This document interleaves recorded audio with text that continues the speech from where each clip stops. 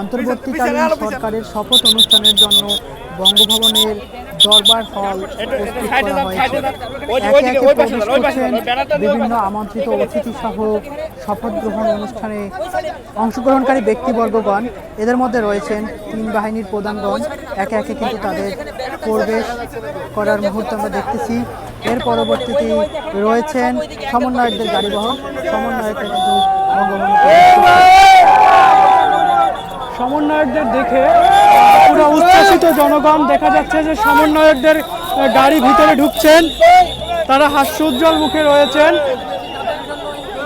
দেখুন জনতার কি উচ্ছ্বাস, বাঁধ ভাঙা উচ্ছ্বাস, জনতার বাঁধ ভাঙা উচ্ছ্বাস দেখা যাচ্ছে।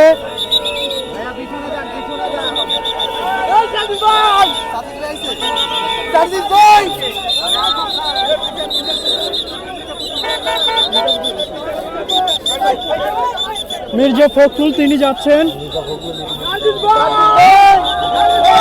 বঙ্গভবনে যাচ্ছেন দেখা যাচ্ছে।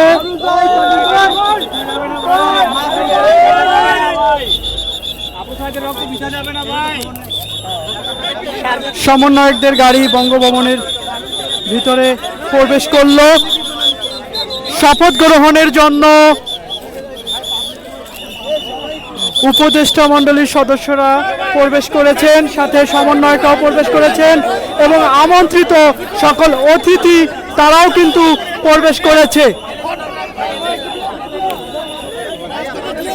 বঙ্গভবনের প্রবেশ গেটে কিন্তু দেখা যাচ্ছে জনগণের উল্লাস এবং আনন্দের যে বহিঃপ্রকাশ সেটা কিন্তু দেখাই যাচ্ছে।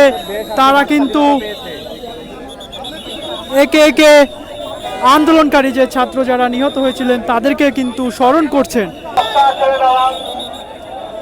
আর কিছুক্ষণের মধ্যেই শপথ অনুষ্ঠান অনুষ্ঠিত হবে। ডাক্তার ইউনূস তিনি কিন্তু প্রবেশ করেছেন ইতিমধ্যে।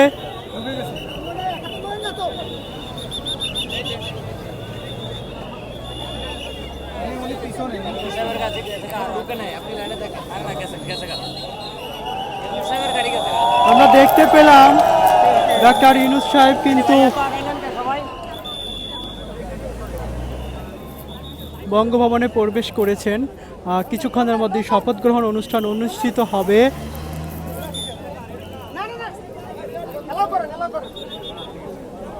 আপনারা কেন সামনে আমাদের